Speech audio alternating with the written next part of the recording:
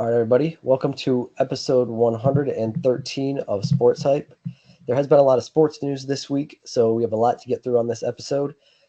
First and foremost, the Green Bay Packers and Jordan Love agreed on a 4-year, $220 million extension, which includes a record $75 million signing bonus plus $155 million in full guarantees. This deal makes him the highest paid quarterback in NFL history. So we'll give our thoughts on that.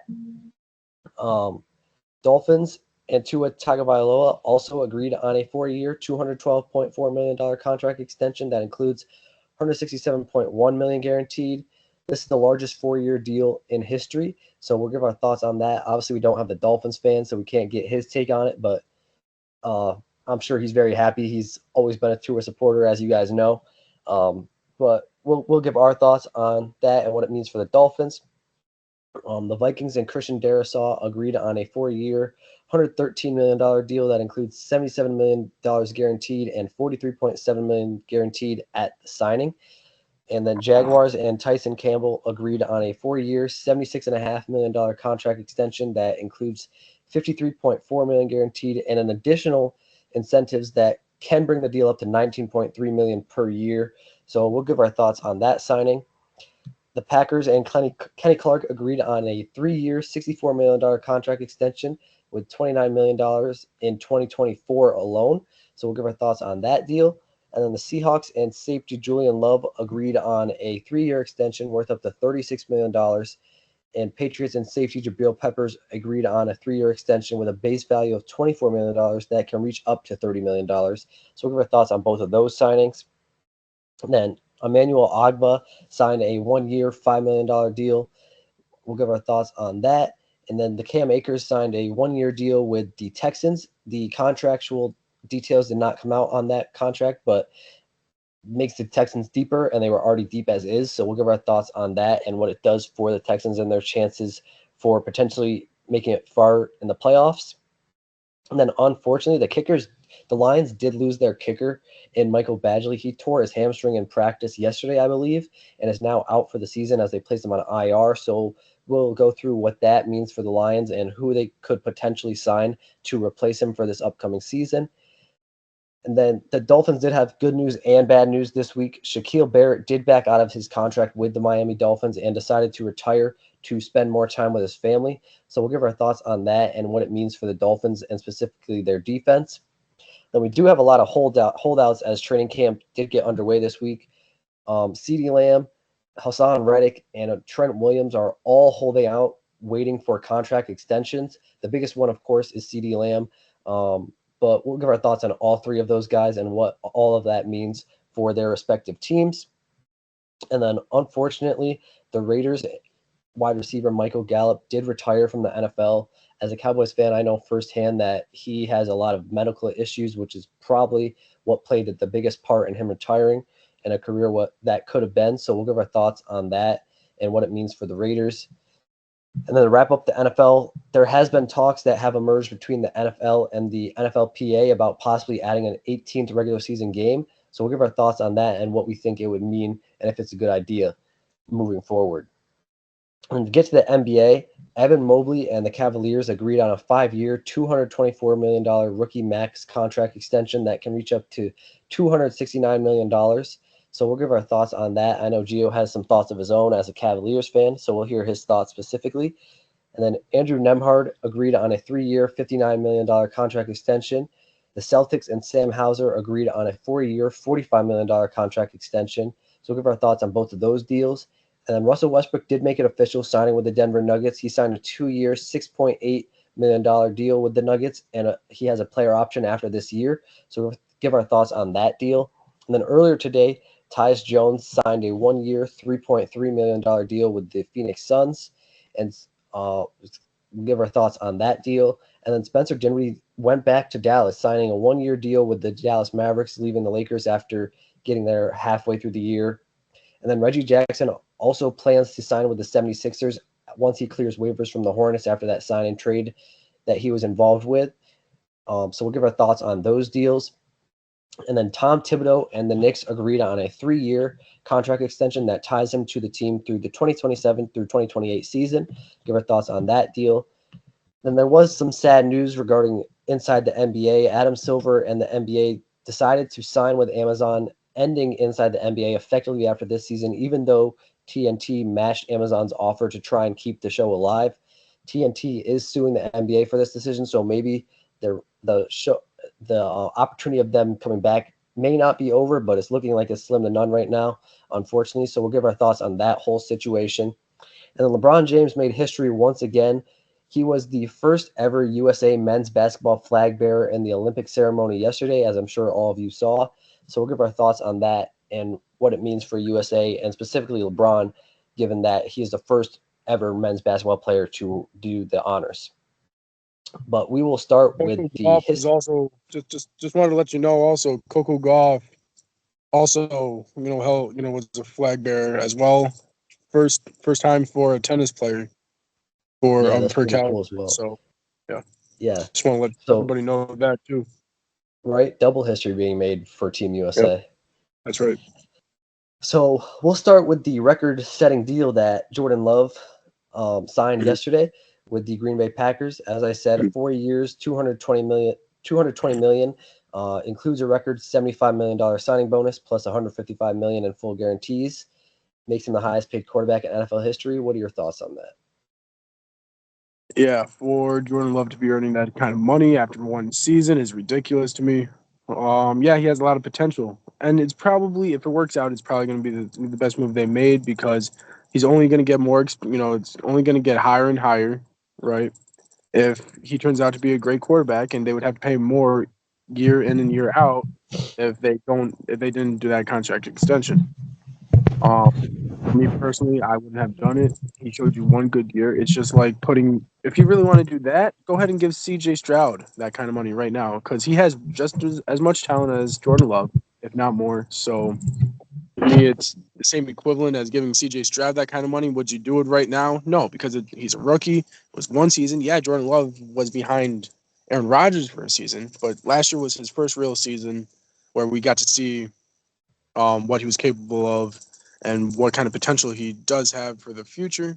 Um, it's not enough for me to give him the highest paid quarterback, highest paid player ever, right? That's kind of ridiculous to me. Yeah, I agree. When I saw this deal last night, I believe it was, I was like, he's not worth all that. Like you said, one good season. Yes, he did make it to the second round and he exceeded expectations by far that anyone had of him. But we've seen quarterbacks have one good season before and then fall down the barrel. Daniel Jones of the Giants is a perfect example of this. They made the playoffs 2 years ago, and then last year he had a terrible year. Yeah, he did get hurt as well, but before he got hurt, he was having a terrible year, and the Giants weren't going anywhere anyway. So giving them this type of money, it's a big risk. There may be a high reward at the end. The Packers do have a good report card about knowing when quarterbacks should be getting deals. Obviously, they did it with Aaron Rodgers, Brett Favre, and now Jordan Love. So their history does show that he will succeed. But for me personally, right now, this is a little bit too much. I agree. Well, a little bit too much too soon. If you wanted to give him this kind of money, maybe if he shows again next year, you go to second round. If not, the conference championship, go right ahead, give him that kind of money. He's proven it 2 times back to back seasons that he's going to only get better. But after one great season, like you said, Daniel Jones is a perfect example of this, where he went ahead, beat the Vikings, an amazingly team of that season, right? Went ahead and beat the Vikings, went to the second round, lost. Then he gets paid. What was it this year? And he didn't show out. He had Darren Waller, he had Saquon Barkley, he had a plethora of other guys. He had more weapons than he did than the previous year, right? And he didn't perform right. He had Tommy DeVito, Tommy Cutlets, you know, probably similar numbers, if not winning games, same amount of games as him. And it's sad because he was a third string quarterback, and you're paying what was it? What was his deal? I think he was getting paid 47, something like that a year. I think it's like something around along those lines. Yeah. Right? Yeah, you're paying Daniel Jones like around $47 million a year. It's kind of ridiculous if you're getting shown up by a third stringer. Right. And they not to mention they chose him over Saquon, so that Right. adds salt to the wound. But for me personally, like anyone getting paid more than Patrick Mahomes is just Mhm. blasphemous to me. But the thing is with Patrick is he wants to win. That's why he reconstructed his contract, so that he could get the pieces necessary to win. These other guys, it's laughable, right? That you have a Jordan Love making this kind of money, that you have a Kirk Cousins making this kind of money, that you have a Matthew Stafford making this kind of money, whereas or not Matt Stafford, Jared Goff as well, right? Jared Goff just had a contract extension, whereas you guys go ahead and take a pay cut, add that other great piece, maybe add a little bit more depth than you need in some areas, and you're a championship, kind of team, right? And that's exactly what the Kansas City Chiefs did. That's exactly what Patrick Mahomes did. And that's why they're going back to back, possibly back to back to back, having a three-peat this year. Yeah, definitely. I don't know. I'm not a big fan of the Jordan Love extension. Don't get me wrong; he's a great quarterback, but like Mm, you said, just a little too soon for me personally, yeah, right. especially for that kind of money. If it was like not the most paid in NFL history, I'd be all for it. But most paid in NFL history after one great year, that Right, could backfire. for sure. Um, but getting to another quarterback contract in the Dolphins and Tua agreeing on a 4-year, $212.4 million contract extension that includes $167 million guaranteed. This is the largest 4-year deal in history. So, and he's the highest. I think now he is the highest paid player in Dolphins history as well. So, what's your thoughts on that? I don't believe this. Like, again, he's good. I've said this multiple times on this podcast. I don't care who you are. I don't care what sport you play. If you do not perform in the playoffs, you should not get paid. That's just that just to me that's the obvious. The whole end goal is to win a championship, and if you're not getting to that goal, if you're not reaching that goal, if you're not getting better, in reaching that goal, right? Then how are you making this kind of money? Yeah, I agree. And I think that's why the Cowboys aren't going to come out and say it, but I think that's why they're waiting to extend Dak because they're like, yeah, you're great in the regular season, but let me see something in Right. the playoffs before I give you that bag. Exactly, because you are the Dallas Cowboys. You have the money. People are attracted to going to Dallas. It's just like the Los Angeles Lakers. If he doesn't pan out, you guys can go right ahead and sign another quarterback instantly. Right. The thing is with other teams like an Atlanta Falcons, how can you be paying Kirk Cousins that amount of money, right, with practically zero weapons? Yeah. I mean, it's not smart. And then you go ahead and draft pretty much a successor who's already 25 Right, for no reason. right, So, I mean, yeah, but getting to the 201, I do agree. It is a I mean, he deserved an extension. Don't get me wrong. He's a great quarterback. But like you said, I don't think he has maybe one. I think he has one playoff win in his 5 years. So for him to get 4 years, 212 million and 167 million guaranteed, making him the highest paid Dolphin in history, he's not worth all that in my opinion. right. Um, he's a great quarterback. He did deserve an extension. We're not knocking Tua, but I need to see more when it matters most first before I give him that kind of bag.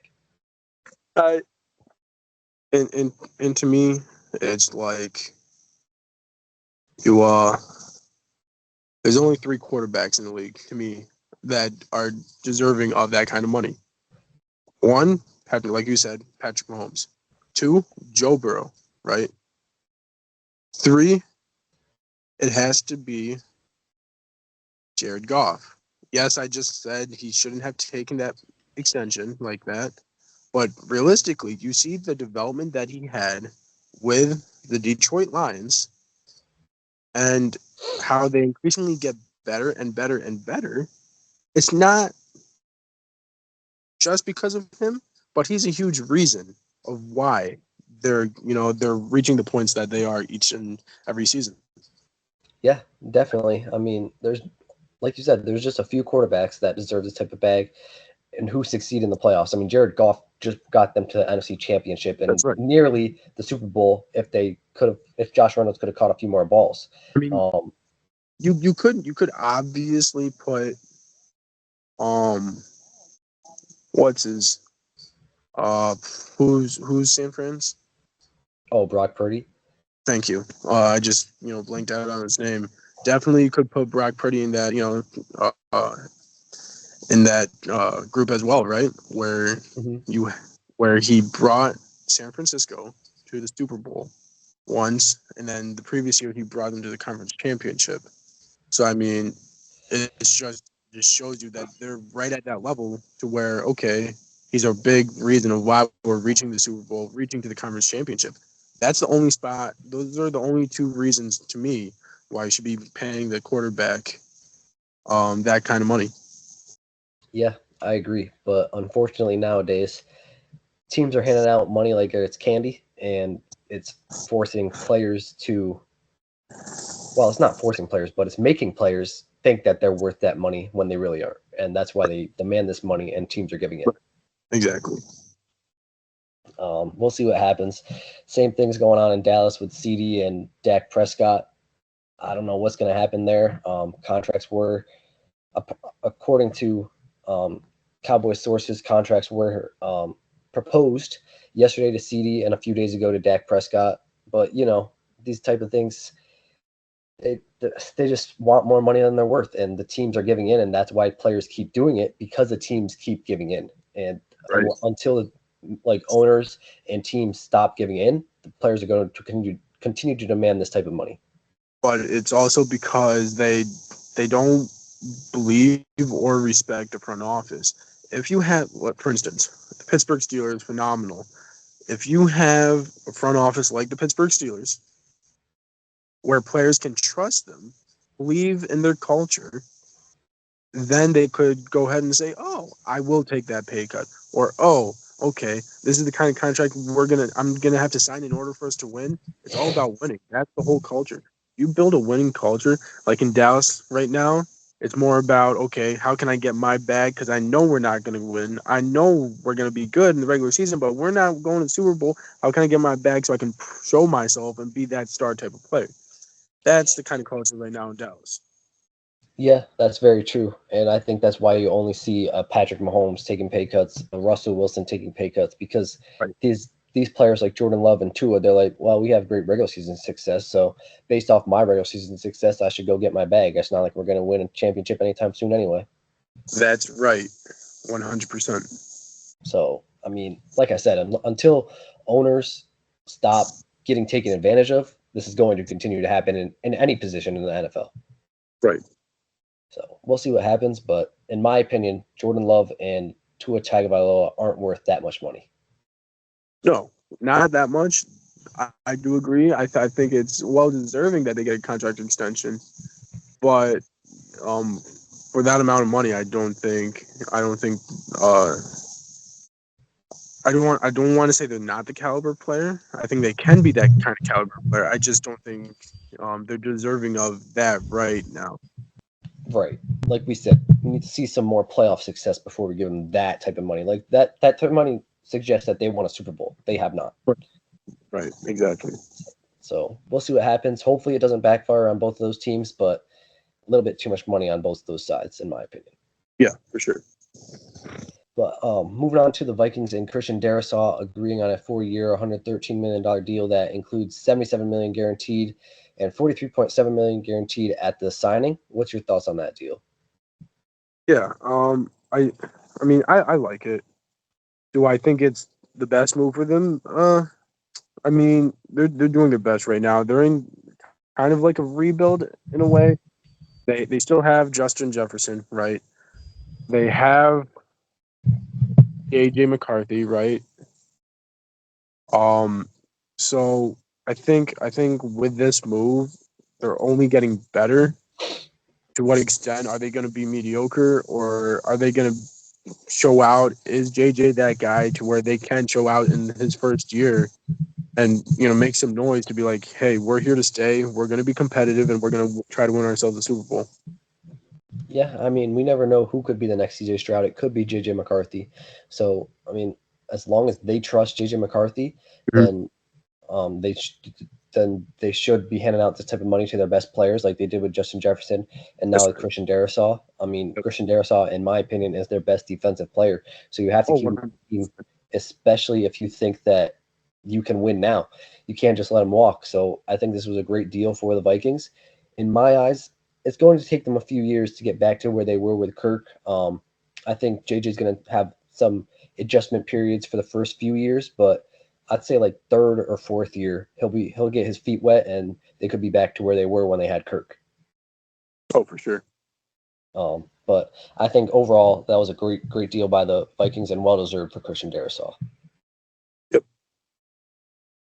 But moving on to the Jaguars and cornerback Tyson Campbell agreeing on a 4 year, $76.5 million contract extension that includes $53.4 million guaranteed and an additional incentives that can bring up the deal to $19.3 million per year.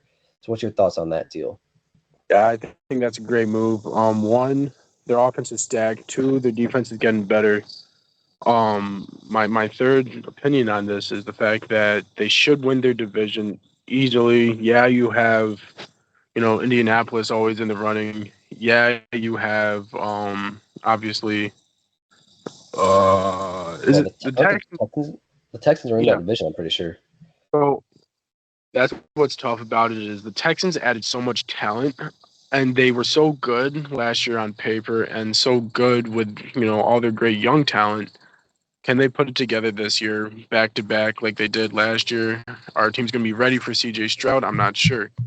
But what I do know is Trevor Lawrence is Trevor Lawrence. I know that Travis Etienne is good when healthy.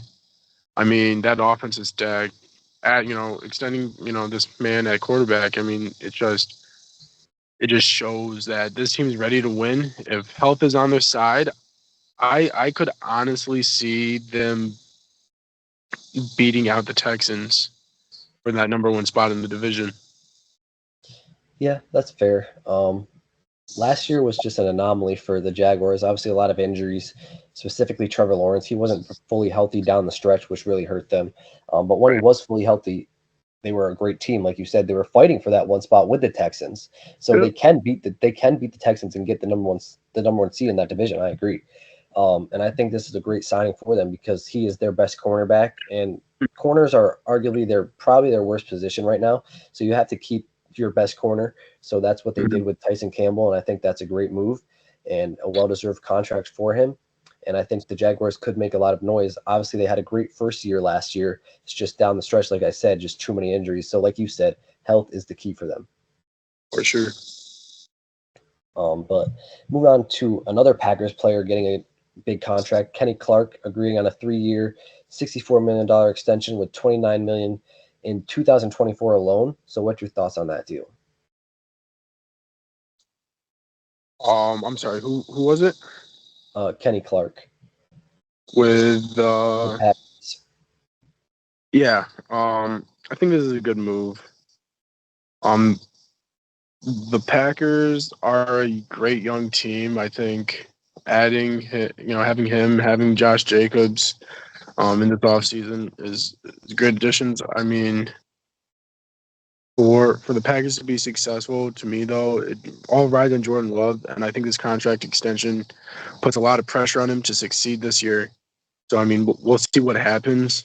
I expect him to do his thing, but the pressure could get to him, and you never know what could happen.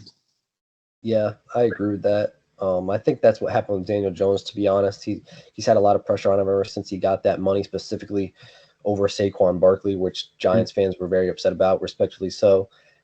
So pressure, it's a business. Pressure does get you. They can act like it doesn't, but it's very obvious that it does, and that's why some of these quarterbacks wash out after getting the bag. Hopefully, that doesn't happen to Jordan Love or for the Packers' sake. But getting to Kenny Clark, I think this was a great deal. He is one of their best defensive players, and their defense was a key cognizant for them last year in beating the Cowboys in the playoffs and getting to the second round and almost beating the 49ers. So I think they had to keep that group together as long as possible. So that's what they did with this deal. And I think that was a great deal for them and for Kenny Clark. For sure. Moving on to the Seahawks and safety Julian Love agreeing on a 3-year extension worth up to $36 million. What's your thoughts on that? Yeah. I mean, to me, it's a good signing. It just is it really going to move the needle? In my opinion, no. So, I mean, good for him. Get that money, but at the same time, not really the biggest move out there. Yeah, I agree. I think the defense was their best part last year. Obviously, Geno Smith was great, but their defense was obviously the biggest reason they were winning games last year. So that's why they wanted to keep Julian Love. So great deal for him, great deal for the Seahawks, and hopefully they can put together some more complete games this year to win some more games. Yeah, for sure. Speaking of the defensive team, the Patriots and safety Jabril Peppers agreed on a 3-year extension with a base value of $24 million that can reach up to $30 million. So, what's your thoughts on that deal? Yeah, good for Peppers. I mean, he's a great player, but at the same time, does this move the needle for the for the Patriots? In my opinion, no. They will be probably the third worst team in the division. Um, maybe the fourth, but it's the AFC is so fire heavy, star heavy for them, for the top teams. It's just ridiculous. But kudos to him. Get that money, and let's see what he does this year. Yeah, I agree. I don't expect much from the Patriots. I expect them to end last in their division, just especially since they're in a division with the Bills, Dolphins, and Jets of all teams. A healthy Jets team now, let alone that. So I don't expect much from them at all. They're in the rebuild process with the new coach and new quarterbacks, so it's going to be a long year for the Patriots, in my opinion. But Jabril Peppers was one of their best defensive players, along with Matthew Judon, who they also secured this past offseason. So they're just trying to keep their defense together for as long as possible. So hopefully, when the offense gets up to speed, then their defense will still be the type of defense it is today, and they'll be a more complete team down the line. Sure. So I think that was a great signing for the Patriots and Jabril Peppers, as he is a great safety in the NFL. I agree. Then Emmanuel Agba signed a 1-year, $5 million deal. So what's your thoughts on that deal for him? Who does he play for again? I'm pretty sure it was with the Bengals, but I'll Google it real quick. Yeah, if it is with the Bengals, I mean, it's something for them because of how many great pieces they've lost. But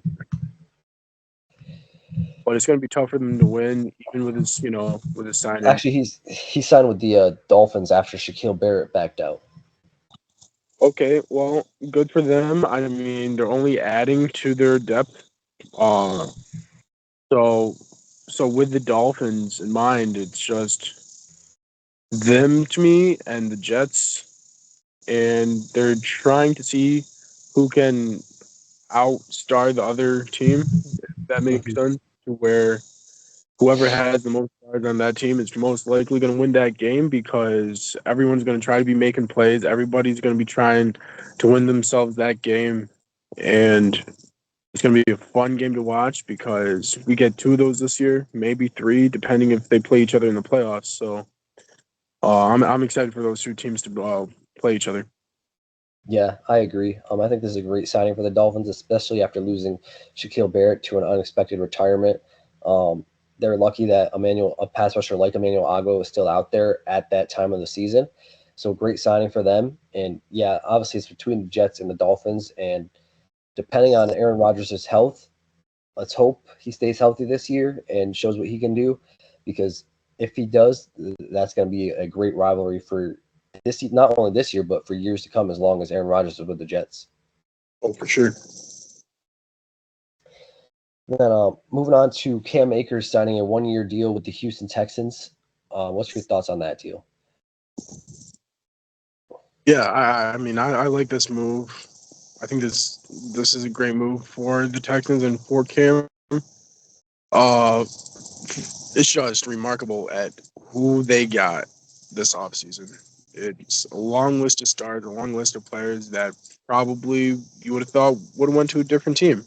And to be honest, but they landed in Houston, and now Houston is a team to be reckoned with.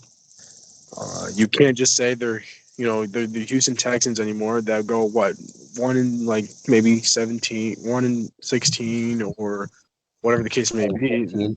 They're here to win the AFC now. They're here to win a Super Bowl, and it shows you that the Lions, the Texans, these teams in the past and these last couple years you thought would never win in your lifetime are now about to win a Super Bowl. How crazy is that? Yeah, man, that is crazy. Kind of makes me feel old, not gonna lie, but it is very crazy that Oh, that the that is. Texans went like this, bro. They had J.J. Watt, they had Deshaun Watson, not even 10 years ago. It's less than Yeah, 10 years, it's like 5 years. I want to right? say They at made least that five. turnaround. It's remarkable that Yeah, turnaround. 100%. Like you said, great front offices know how to build teams that win. The Chiefs did it after losing Alex Smith very quickly. Right? The Yeah. Steelers are on the verge of doing it, Trying, hopefully for your trying. sake. Yeah. And obviously the Lions took a Mhm. while, but they finally did it. And now the Texans, like it Yeah, happens. You just have to find the right front office, and once you find the right front office, they'll do the mhm, rest. for sure.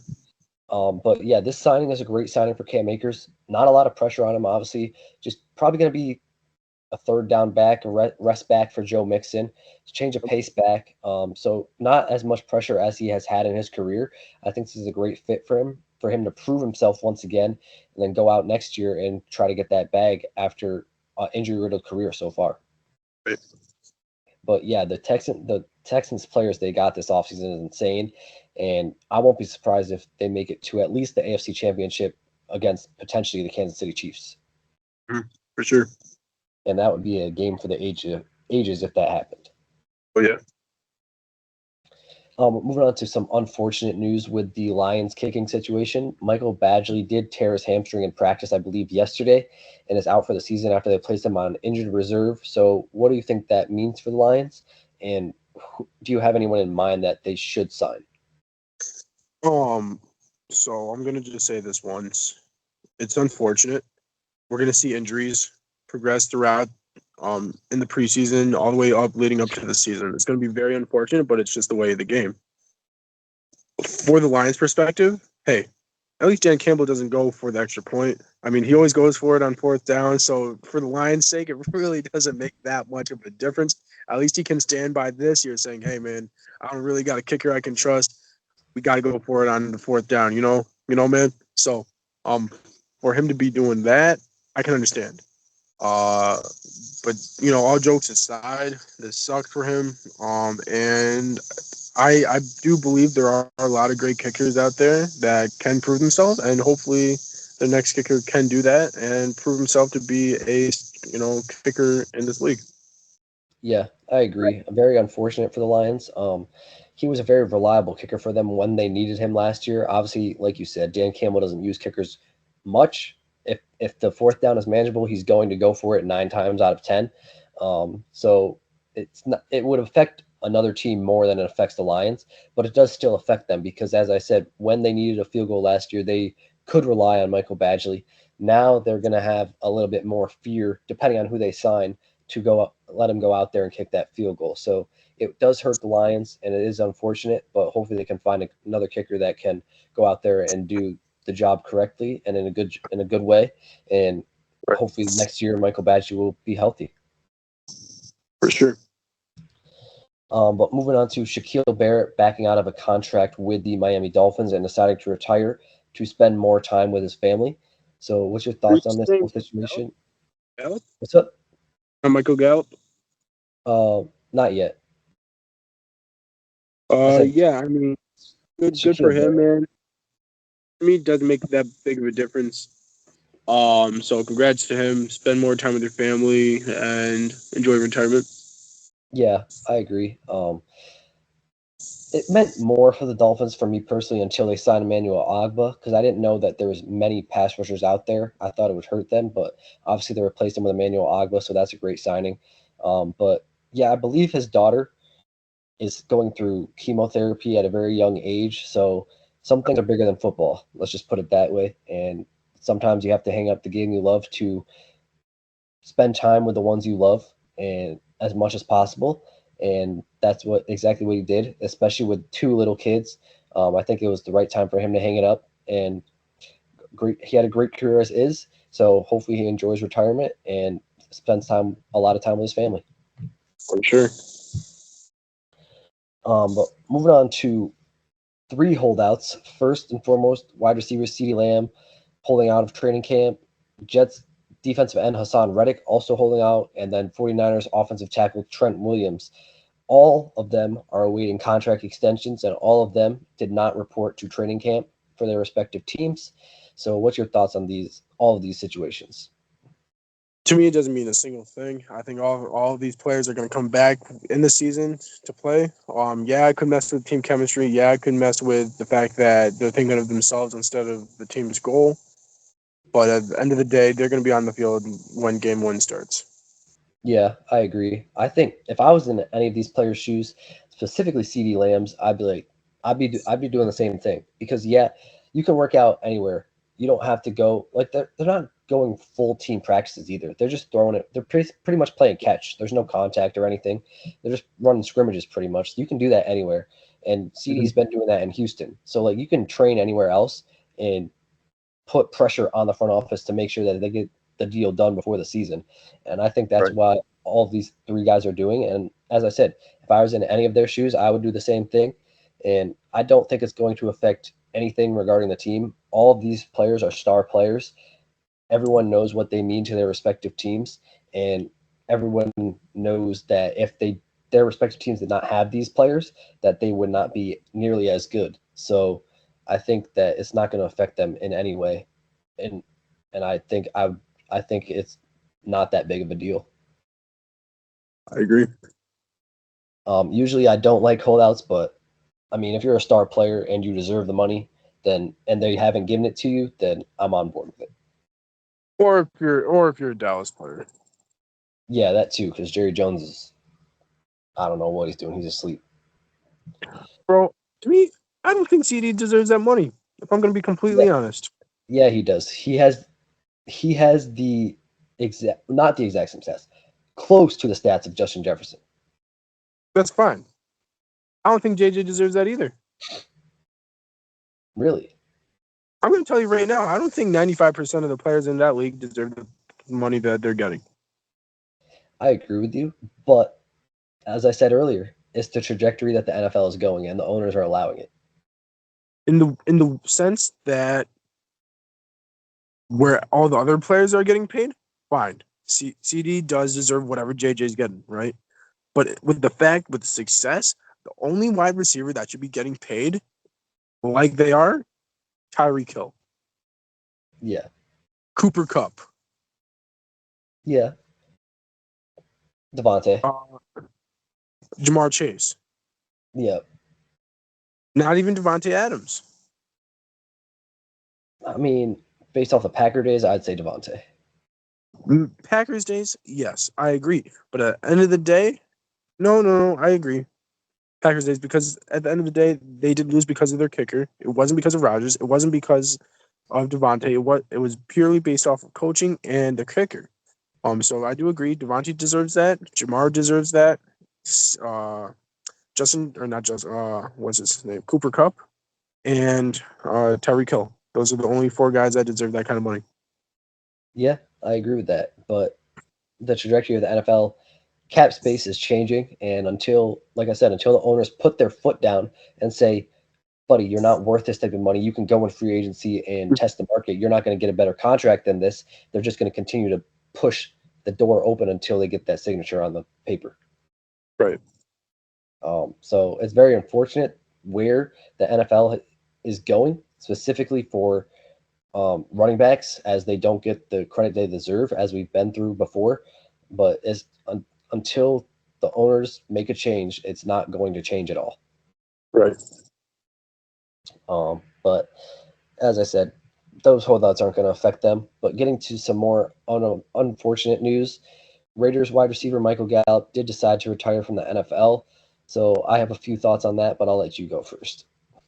Yeah, good for him. I feel like you said it first that his injuries, was a huge reason why he retired, and might as well save what you have left for the rest of your life. So that was a smart move on him. It was unfortunate for the Raiders because they did just sign him. They had a game plan for him. So, but at the end of the day, health is wealth, and for Michael Gallup to still have his health, still be cognitive, he can definitely create other businesses, other methods of making revenue. So I mean, good for him and enjoy retirement, man. Yeah, I agree. I think it's another um, medical issue retirement that the Cowboys had to deal with. Technically, the Cowboys had to deal with because obviously he did leave this past year for the Raiders, but he didn't play a snap with the Raiders. Um, Yep. so that he was with the Cowboys most of his career. Unfortunately, the, actually his entire career because he didn't play with the Raiders at all. But so unfortunately, we did see what he was made of the first few years. But once injuries crept up, just like Leighton Vander Esch, they just weren't the same. I think Michael Gallup could have been a number one option in the league if he stayed healthy. He had that potential. He was a great deep threat and he was a great route runner. Uh, it's just very sad that he had to deal with all these injuries. But like you said earlier, it's a part of the game and it happens. And hopefully Michael Gallup enjoys retirement. And he had a great career as is. Being in the NFL as is hard enough. So in playing for 8 years, let alone, is hard enough as well.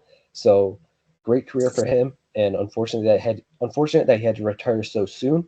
But like I said, hopefully he enjoys retirement and don't get on yourself too much because injuries happen to everybody. Right. But yeah, very unfortunate for the Raiders. I still think the Raiders will be a decent team, though. They still have arguably the best receiver in the game in Devontae Adams. They did resolve their quarterback issue. They got Minshew mania over there now, so I think they're still going to be decent. But it would have been easier if they had Michael Gallup as well. For sure. But moving into the last thing regarding the NFL, which is that talks have emerged between the NFL and the NFLPA or the NFL Players Association about possibly adding an 18th regular season game. Me personally, I think 17 is enough as is. But what's your thoughts on this? I think if they add an 18th game, we're going to see more injuries. We're going to see more resting periods for players. We're not going to see the NFL type matchups that we're going to want, right? That we've become accustomed to.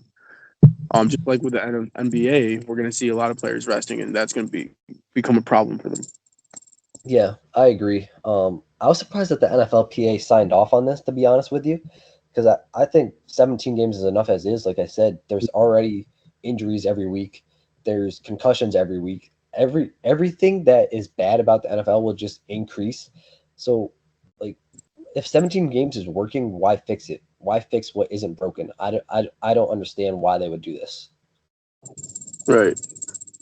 But we'll see what happens. I'm just very confused on what the motive is behind this. Maybe it's more money for the players and obviously more money for the NFL. As we know, Roger loves his money. For sure, it is definitely because of the money. It's definitely so that the NFL and NFL players can get more money. At the end of the day, that's all pretty much that matters in a business. But at the same time, you do have to look at health. You do have to look at what's at stake here, and I think that's not being weighed as much as the financial aspect of it. Yeah, I agree, and that's very unfortunate. But hopefully, nothing terrible comes out of it, and we'll see what happens. Because I'm assuming it won't happen for at least a few years down the line, if it ever Right. happens. Right. But moving on to the NBA and starting with Evan Mobley and the Cavaliers agreeing on a 5 year, $224 million rookie max contract extension that can reach up to $269 million. So, what's your thoughts on that, Cavs fan? Oh, I love it. I mean, yeah, he needs to prove himself more. Yeah, does he deserve this? I'm not sure with the way he's been playing, with the success the Cavs have had. I'm not sure really if anyone on that team deserves that money except for Donovan Mitchell. Um, at the same time, I do love this move. I loved how we extended him. I love how we're keeping our core together. That's exactly what we need to do in order to have future success. Yeah, I agree. I think this is a great move.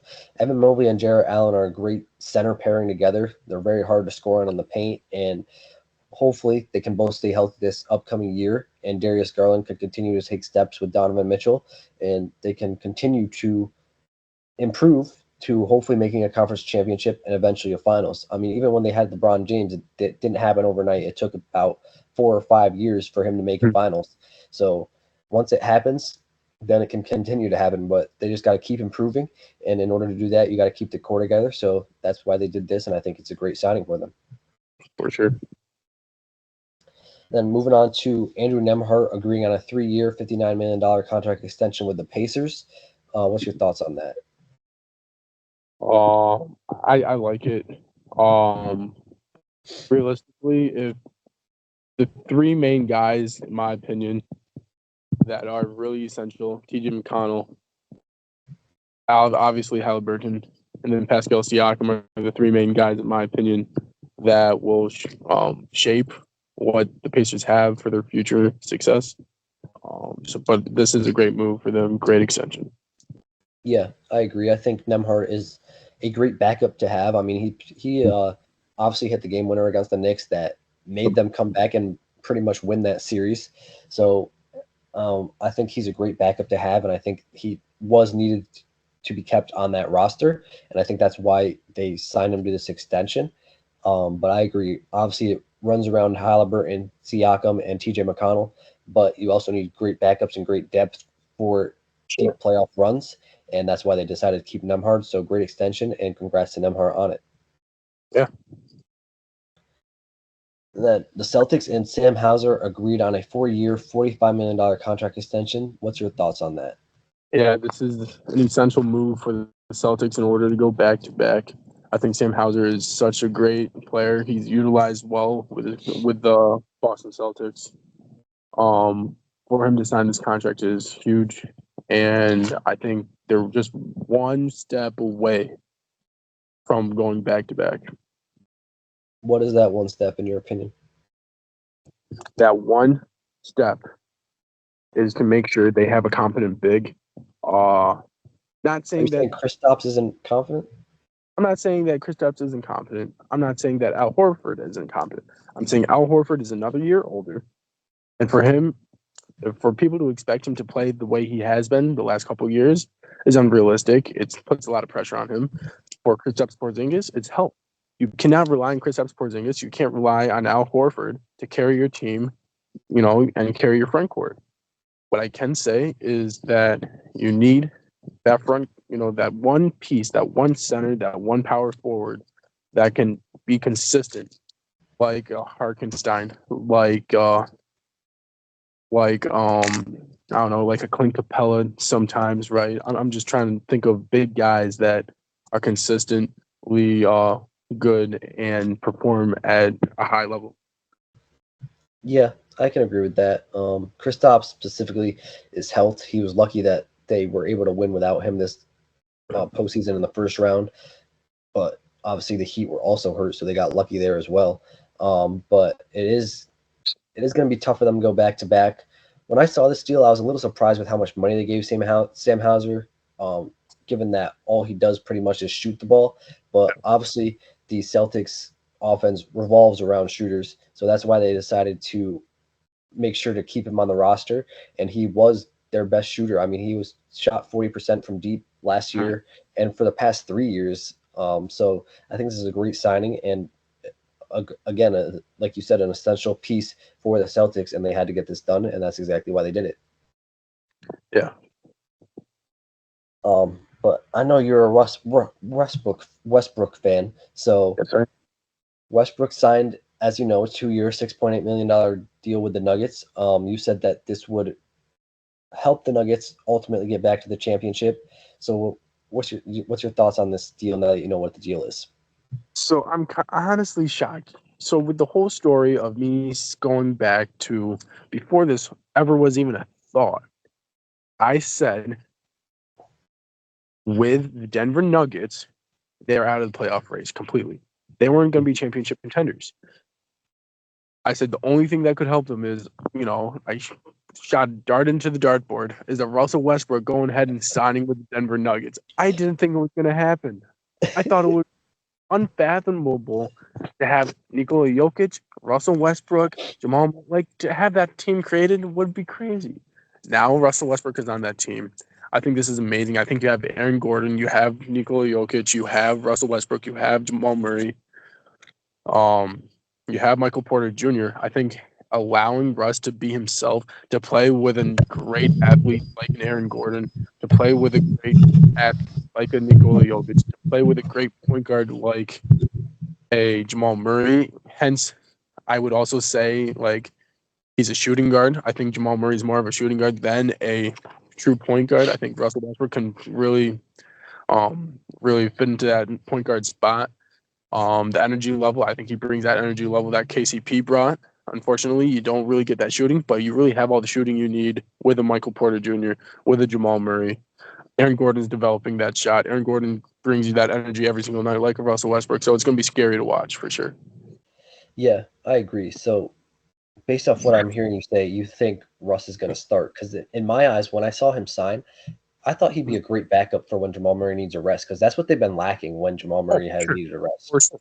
I So you don't see think, him. I see him being in the closing lineup. That is for sure. okay, so like when the game's close, like against the Lakers per se in the playoffs, when the game, if Right. they match up again, the game's close, you need a explosive burst, you put Russ in with the rest of the starters. The five I think that should start or should end the game. I don't care about starting. Honestly, you can start anyone you want as long as you had the right five in to end the game. Because for me, when I saw they lost KCP, I expected them to slide Christian Brown into the starting lineup. Yes, you could have done that. I think you still might do that. But the closing lineup's definitely going to be, in my opinion, Jamal Murray, Russell Westbrook, Aaron Gordon, or first we'll say Michael Porter Jr., Aaron Mhm. Gordon, and then And Nikola Jokic. That's your five. yeah, that's a that's a killer closing lineup, and they already had a killer closing lineup in KCP, uh, Murray, Jokic, Gordon, and MPJ, and they killed the Lakers with that five specifically down the stretch, Right. which is why they were able to come back from down 20 and down 15 and 10 and whatever it was in that entire playoff round. The only And thing is, I would say you lose defense and you lose shooting yes, because what you had before was you had defense and shooting with KCP, but right now you have a liability with Michael Porter Jr. as a defensive player. You have a liability with Russell Westbrook. I hate to say it, but his yeah, energy doesn't, show on the defensive end. Jamal too. Um, He's not a good defender. Jamal, yeah, but even with Jamal, I'm just trying to think. Now you have a bigger hole defensively, right? Well, You I could mean, you could their whole mask it. starting five. So for me personally, their whole starting five, besides Aaron Gordon, doesn't play defense anymore, in my opinion. I completely agree. I think Jamal will. I think he is a good defensive player in the postseason. Um, but Jokic is just too slow. It's not that he can't; it's just he's too no, slow. he is. I will say defensively, you have a bigger hole now with Russell Westbrook, but at the same time, I do think they are a scarier team with Russell Westbrook because I think the fit is going to be unmatched. Everyone thought Aaron Gordon wasn't going to fit with Nikola Jokic, and look what happened. They won a championship. Right. I'm not worried about the shooting, lack of shooting, because like you said, Michael Porter Jr. when he gets hot, he's hot. When Jamal Murray gets hot, it's game Right. over. And then Jokic. let alone Good. Jokic, I mean he can do anything he wants. And then Mhm. Aaron Gordon's shots falls here, it Right. falls here and there. And same thing with Russell. Like he's not a Mhm. terrible shooter, Russell Westbrook. He if he gets it going and he sees a few go in, his confidence increases, and then more will start to fall. So it's not like they can't shoot, but they have 3 out of 5 shooters on the floor at all times now. So I'm not really worried about the shooting. For Yeah, me personally, what is going to make or break their season now they got Russell Westbrook in place of KCP will be defense. for sure. And that's why I said they should start Christian Brown, because he is a tenacious player and he's a Mhm. tenacious defender. Yes, I agree. Um, but like you said, Russell Westbrook, I mean, he can go back to his Thunder days. Obviously, not a starting point guard, but coming off the bench, he brings that energy. He brings that hustle. He brings the defense, the little things for the Nuggets, and that's what they were lacking off the bench. Mhm. And now they got that replaced with Russell Westbrook. So it's going to be very scary. And I think this will probably be Russell Westbrook's best fit since he left OKC, and probably be his best year since he left OKC as well. I agree. So I'm not saying that the Nuggets are going to make the championship, but they definitely helped themselves with this move, in my opinion. For sure. Moving on to another championship hopeful team with the Phoenix Suns. Tyus Jones did sign a 1-year, $3.3 million deal with them. Obviously, as we've talked about regarding the Suns, they have a lack of point guards, but now they finally have a starter. So what's your thoughts on this deal? I think this is a great move. I think Tyus is a great young player. He does lack the postseason experience, in my opinion. Yes. But I mean, you also have D Book, Kevin Durant, and Bradley Beal who can help him with that. For sure. But other than that, I do think this is a great signing. They still need a couple more things, in my opinion, in order to be that championship type, caliber team. But they're moving in the right direction. Yeah, I agree. The Suns, this is a great signing. I mean, Tyus Jones, in my eyes, is a very great point guard. He is underrated. And when Woj posted this, he said he has had the lowest assisted turnover ratio for the past 3 years. So that tells you how great of a point guard he is. Surround him with Bradley Beal, Devin Booker, and Kevin Durant. That's just going to make those three that much better. Take the pressure of them ball handling off and let them be themselves. Devin Booker off ball, Bradley Beal off ball, and Kevin Durant off ball. That's a killer combo, and I think it dramatically increases their chances of winning this year. Not winning it all, but they'll have a much better year than they did last year. But like you said, they, in my opinion, they are a big away from winning it all because Nurkic is not the type of big that can help them win a championship, in my opinion. Yeah. We do have an agreement there to where Nurkic is not that guy. You do need a great front court in order to win a championship. You do need a well-balanced team. And with Nurkic being the front and center of that front court, I don't see them winning a championship anytime soon. Yeah, I agree. But we'll see what happens. But I think this, like we said, great signing for the Suns, and it does get them one step closer to their ultimate goal. Right. But moving on to Spencer Dinwiddie signing a 1-year deal with the Dallas Mavericks. Once again, going back to Dallas and upping their depth that they already did in the offseason. So what's your thoughts on that deal? I think this is a great move. It's ridiculous how great this Dallas Mavericks team is. Adding a great point guard in the back. Say Kyrie gets into foul trouble like he did last year in the postseason. Say Luka's not playing well. Say he gets into foul trouble. Say these two guys aren't shooting well. Say they're gassed. They can't play the whole 48 anymore. Spencer Dinwiddie's that guy. He's clutch. He knows how to play with the team. He knows the system in Dallas. So I mean, this is a great move for them. Yeah, I agree. I think the main reason that the Mavericks lost to the Celtics was one, size, like I said, but also lack of point guard depth. Kyrie was really struggling that entire series, and Luka was trying to do it by himself. Now that they have a Spencer Dinwiddie and a Klay Thompson, those two can take pressure off of Kyrie in a series against the Celtics or whoever it may be. And I think that, I mean, Spencer Dinwiddie was great for Dallas. I was surprised when they let him go. So the fact that he went back there and is familiar with their system, like you said, I think this is a great signing. And the Mavericks are coming for that trophy once again this year. For sure. Moving on to Reggie Jackson planning to sign with the Philadelphia 76ers once he clears waivers after being bought out by the Hornets. What's your thoughts on that for the 76ers?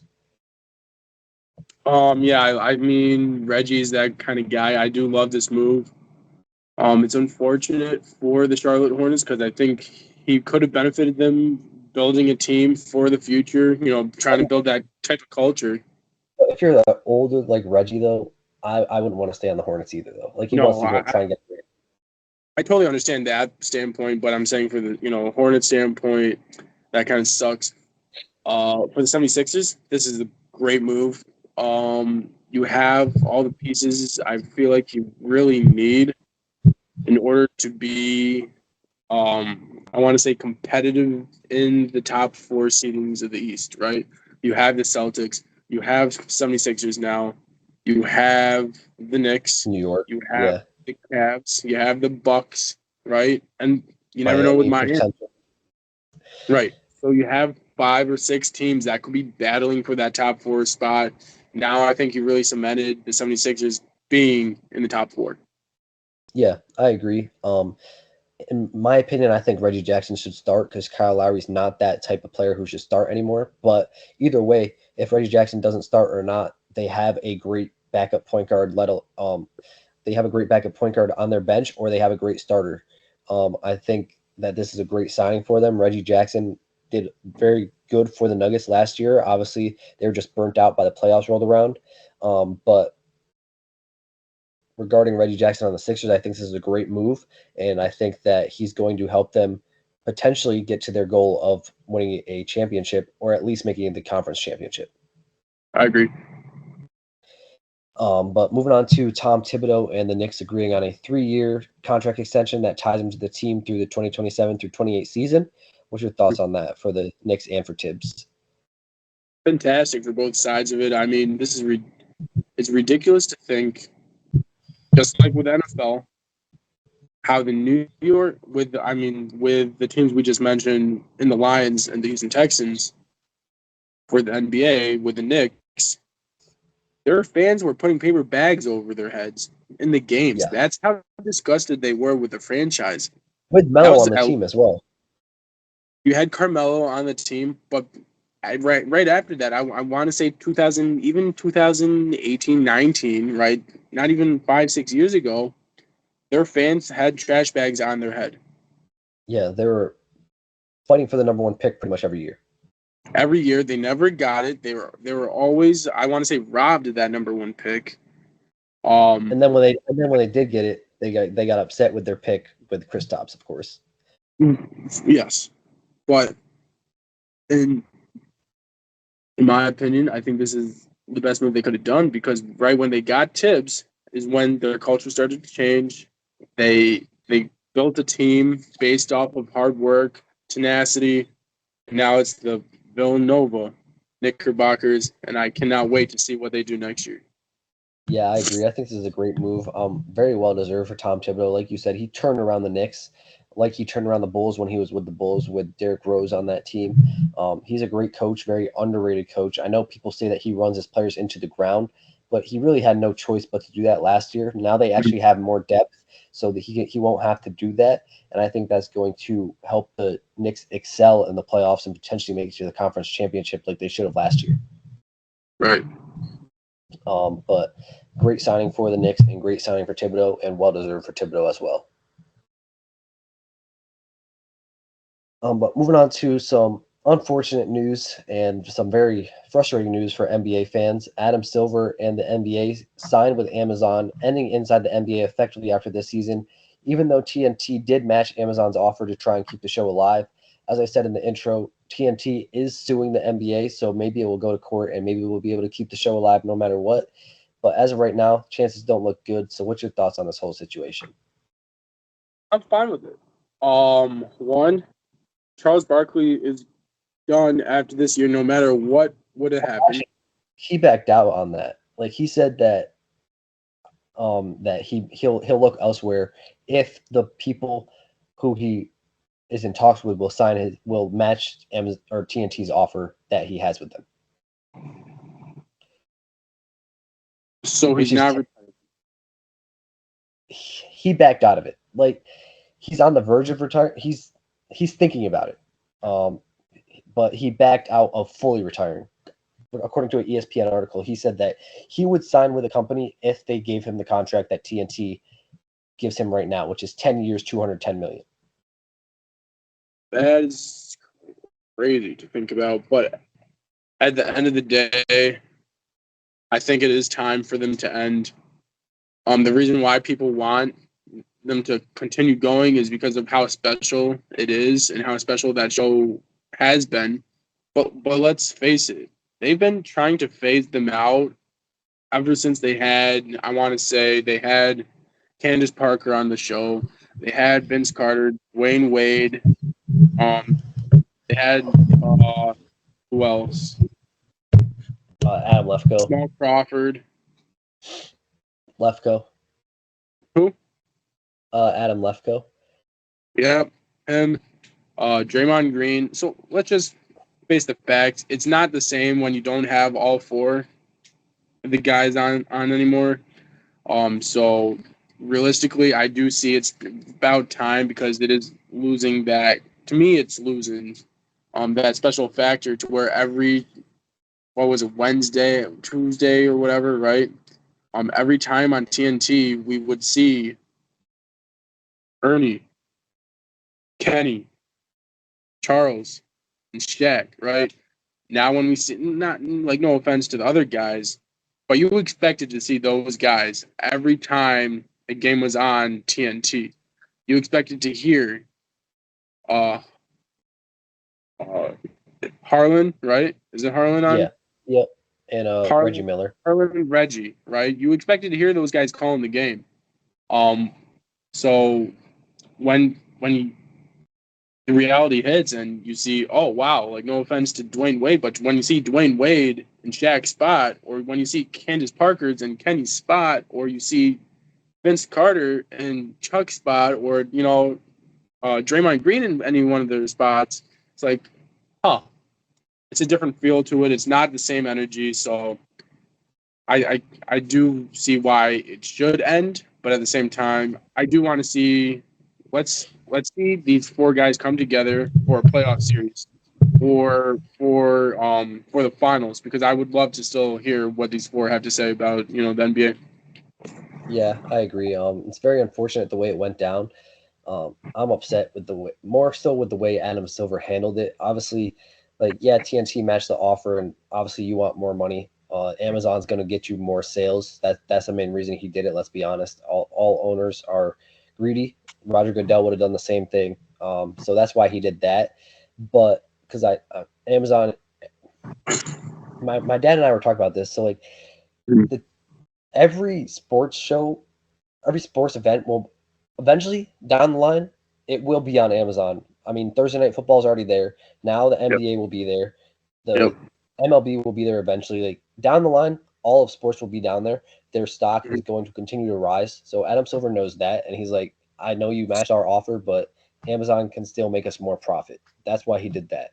Um, and it's unfortunate the way he handled it. Like I'm not upset that he's ending the show as much as the way he handled it. Like, at least give the guys a heads up, especially Ernie. I mean, Ernie said he's never going to leave Turner Sports. You're basically pushing him into retirement by doing this.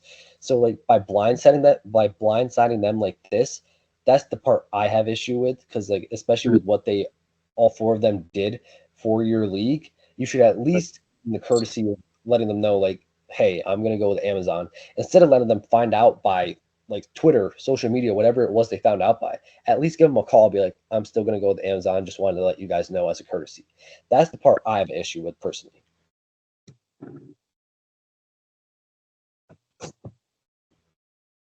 But I mean, I agree. They've been trying to phase him out. I don't know why they've been trying to phase him out. I mean, it's a award-winning show. They won multiple Emmys. I think this NBA will not be the same without these four, and their ratings are going to drop dramatically because fans will find streams that have better half times than the NBA. I mean, ESPN, we've went through it. They do not have a good halftime. TNT halftime is hit or miss, like you said. It depends on if these four are together. If they're not together, I don't bother because it's not the same. Right. Um, but like those two specifically, like I'm never watching ESPN's halftime. They don't talk about the game. They just yell at each other. Like I don't care. And the same thing for when TNT without these four. Like these four actually talk about basketball, but when it's Draymond up there, Candace, Lefko, and Dwayne Wade or whoever it is, they just talk about outfits or like whatever they're wearing. Like talk about the game, man. I want to listen about the game. I don't want to hear about your outfit. Like I don't care about your outfit, bro. Like break down the game. That's why I love these guys. And like you said, I hope they do get together after this year. Obviously, we still have one more year of them, luckily. So we'll be able to watch them for one more full year. I know I'm going to watch them every chance I can. And hopefully down the line after this year, they do get together and make their own show of some sort. Right. But yeah, for me personally, I'm just upset with the way Adam Silver handled it. Not his decision so much, just the way he handled it. And I'm assuming that these four feel the same thing as well. Mhm. But any other closing thoughts before we get to the last talking point? No. I mean, you covered it. I feel like I shared my piece on why it should end. Unfortunate, but great things do have to come to an end. Yeah, And if they weren't, if let's just think of it this way: if we weren't longing for more, then it wasn't a great thing, right? right. So, as long as people want more and more of these four talking about basketball, it just shows how great they really are and how great that show is. If no one cared, or if, say, people were like, oh, it sucks that the show's ending, but people are trying to actually fight for the show to continue on, that's why the show is so great. Right. We do know that the Ernie and Chuck do have a podcast, so you even after this year, you'll still be able to see them together most likely, and maybe Shaq and Kenny can make surprise appearances here and there, and we'll still see the four of them together. You never know. For sure. But moving on to some history being made, LeBron James made history once again in his career, being the first ever USA men's basketball flag bearer, and as you said, Coco Gauff was the first ever tennis player being a flag bearer as well. So, what's your thoughts on these two making history? I love it. I think this one helps move forward, not just basketball. I feel like For the country as a as a country as a whole, I think we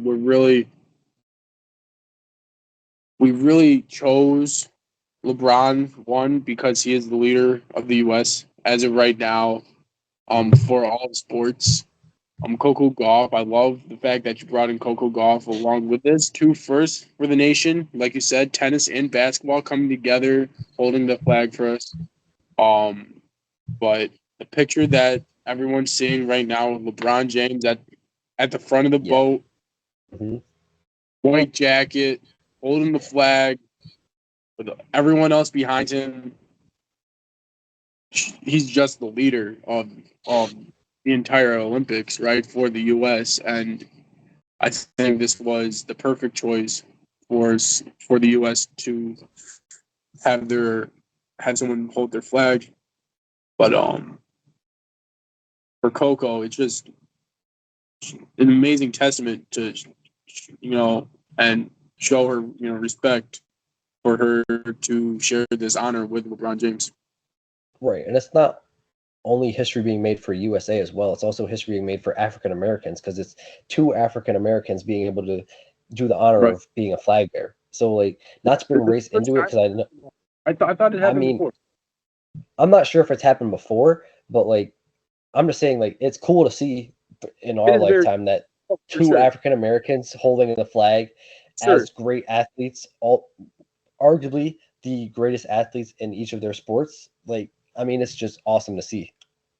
The the barriers being broken is amazing. On a worldwide scale, not just U.S. scale, but worldwide. Being shown to everyone, and look what we can do. No matter your upbringing, no matter the color of your skin, that you too can reach this point, and it really is inspiring to see. Yeah, for sure.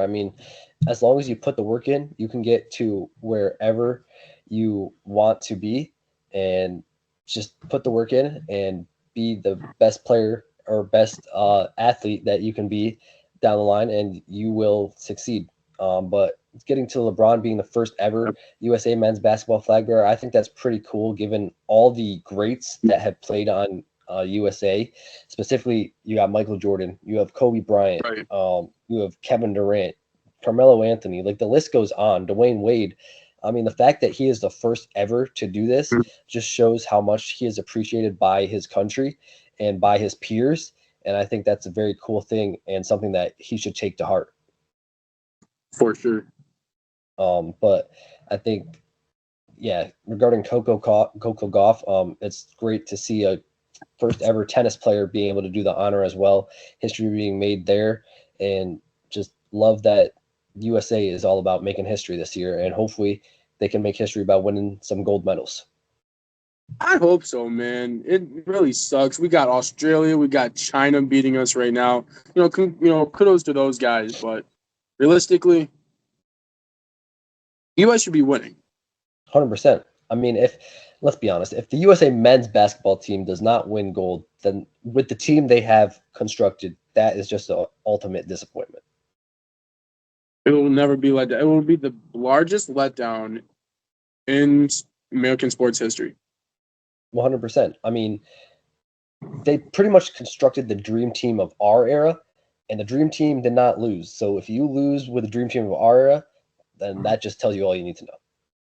Right. And for Anthony Davis to say we have to play a perfect game in order for us to win gold, you don't. You really do not. If you have this team constructed, you do not need to play a perfect game. If you want to play a perfect game, go right ahead. You guys, if you want to play a perfect game, win by 50. Because that's what you should do if you play a perfect game. Win by 50 every single game. Right. If we do lose, I'm not. Let's hope it doesn't happen. But if we do, I'm not going to blame the players as much as I will the coaching, because based off what I've seen on the coaching aspect of the Team USA in the showcases, I'm not a big fan of Steve Kerr, and I think that he was carried by Steph Curry, Kevin Durant, Klay Thompson, and Draymond Green, and he does not deserve to be coach over, say, a Tyronn Lue or Eric Spoelstra. I do agree.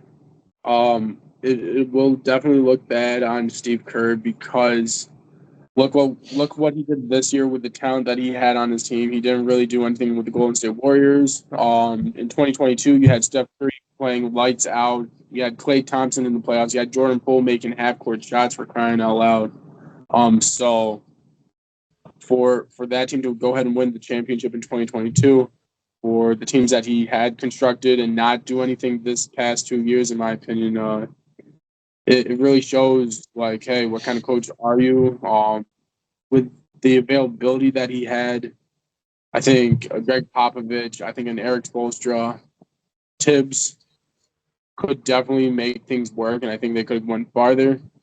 For Steve Kerr to be the head coach of the United States, I think that there should be a starting lineup that you can really say, okay, we're going to consistently win. He's changed the starting lineup the entire time. He had Anthony Edwards start. He had Devin Booker start. Who else? I mean, the only consistent players he had in that lineup were Steph and LeBron. That's it. Yeah, I mean, to me as a fan, the starting lineup is pretty easy with that team constructed. You put Anthony Davis in, you put LeBron James in, you put Kevin Durant in when he's healthy, and then I would put Anthony Edwards and then Steph Curry at point guard. I personally would have Ant come off the bench. I know he's Michael Jordan's son and everything. Drew Holiday, you need that defense. If you can have Yeah, Drew Holiday there as your defensive centerpiece with an Anthony Davis, inside it's unstoppable.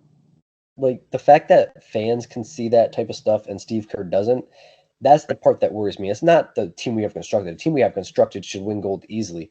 It's the coaching that really worries me and is why I'm weary about us winning gold. Exactly. But we'll see what happens. But let alone, nonetheless, great to see history being made by LeBron James and Coco Gauff in the Olympic opening ceremony. Go.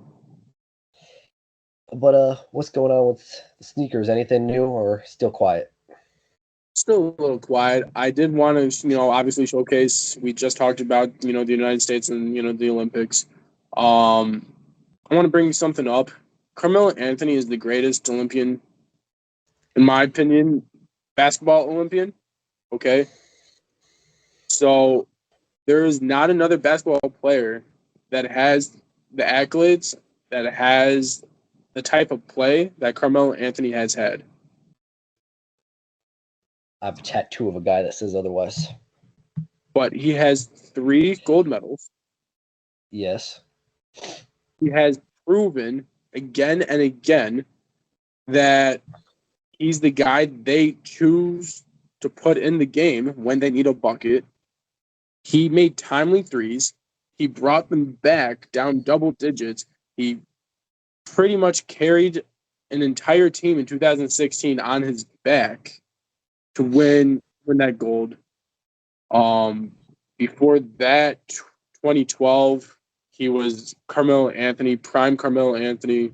2008, He obviously had Kobe Bryant on his team. Dwayne Wade. Dwayne Wade led the team in points, I believe, in 2000. Was it 2008 or 12? I can't remember. On the bench, but Carmelo Anthony, time in and time out, made timely buckets in order for them to win that gold. Yeah, I mean, there's been great basketball players in the history of the U.S., and that's what makes the U.S. so great when it comes to basketball, specifically in the Olympics. And hopefully, the Olympic team can continue that You history say of. Kobe Bryant is the greatest Olympian, like to put on the Olympic jersey? I believe so. Yes. You're not saying like I completely understand. Kobe Bryant is a far better player than Carmelo Anthony in the NBA and all around. Well, But I'm pretty sure that Kobe. I'm pretty sure Kobe had three as well. 8, 12.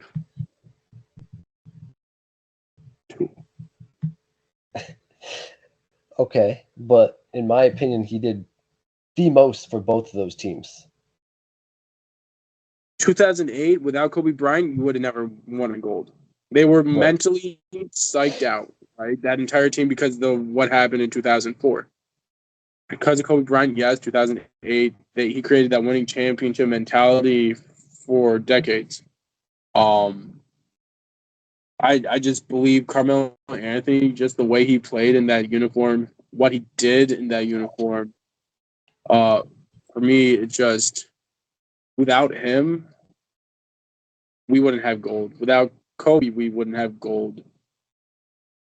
I I mean, personally without think, a lot of players. well, I do believe those two guys, because I was thinking, okay, Kobe, I think even without Bron, not this year, Bron this year, we need LeBron Well, we this. need Bron. Yeah. The last the last couple Olympics, we won without him in 2020. Hmm. And 2016, I don't think he played. I think he Well, opted out. 2020. I mean, 2020 we didn't get gold though, which is our standard. 2021, we've got gold.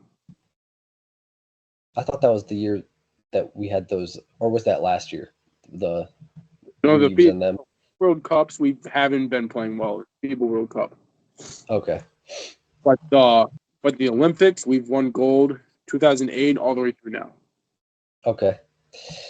Yeah. I mean, like I said, hopefully this team can continue the history of winning gold because with the team we have, there's no way we should not win gold. And if we break that history of how many gold medals we've won in a row with this team, that'd just be an ultimate letdown.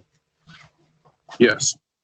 But yes, Carmelo Anthony is one of the greatest players to ever put on an Olympic jersey. I will always ride or die with Kobe Bryant. Everyone knows that who knows me. So I'm still going to say that he is the greatest. But I mean, there would be no Team USA without Carmelo Anthony, without Dwayne Wade, without Kobe Bryant, without LeBron James back in the day. I mean, without going farther back in the day, without Michael Jordan and the Dream Team, Magic Johnson and Larry Bird, there would be no USA the way that they are today without those type of players. So hopefully the Team USA this year can continue that history, and we'll see what happens. But was that your segment, Carmelo Anthony? Yeah. Well, just because he was so dominant, bro. Like there is, to me, no other dominant player like Carmelo Anthony that wore that jersey. I mean, yeah, there's obviously Kobe, D Wade, and LeBron, but I think head to head, Carmelo Anthony, for some reason, when he wore that U.S. jersey, it was different. I mean, it was different for all of them. I feel like. I mean, like you saw it against Spain, for Yes. example, with Paul Gasol. I mean, everyone knows the clip. He said, "I'm running through that chest," Yeah. and he did, and that's his teammate. He said, "Yeah, we Yep. ain't brothers today. Sorry, buddy." So, I mean, I think that happened to everybody. Like, they just know the standard for USA, and that's gold, and they need to do whatever it takes to win gold, even if that means running through their teammate's chest. Right. So, I think that, like, a flip just switches. And we see it in LeBron, like, even in the showcases, Yeah. like, we Yeah. saw it happen in the fourth quarters. Like, they were down against Germany. He said, all right, let me score 11 points straight and win this game for us. Same thing against Saudi Arabia. I mean, Yep. we shouldn't have been that close to them. Or but South Sudan. South Sudan. yeah, South Sudan. Yeah, we shouldn't have been that close to them, but we were. And LeBron said, "All right, let me flip the switch and get us going." And he did exactly that. So I think it happens to any Olympic player that has been there before. Sure.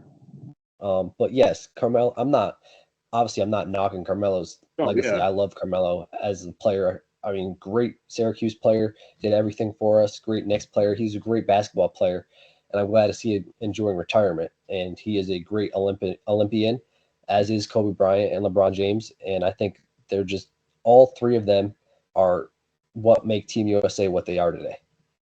For sure. But in the video game world, Call of Duty Black Ops 6 is coming out in November, I believe, but right now it is on Game Pass. It will be on Game Pass for the entire existence of the game, which means that it is free if you pay for Game Pass monthly. If you don't, it's $18 a month, not terrible. But if you don't want to do that, you have to pay, I believe, $70 for the game. But if you have Game Pass, it is on Game Pass and it is available to pre-order now. So if you guys are into Call of Duty, would definitely recommend that game. Other than that, thank you guys for watching, and we'll see you on the next one. Hey guys, if you're looking for Nick, say maybe down in the comments section, go ahead and let them know what you guys think of the Miami Dolphins. If you guys like this podcast, please give us a thumbs up. We really appreciate it. And like two wise men once said, subscribe. We'll see you all in the next one. Peace. Peace.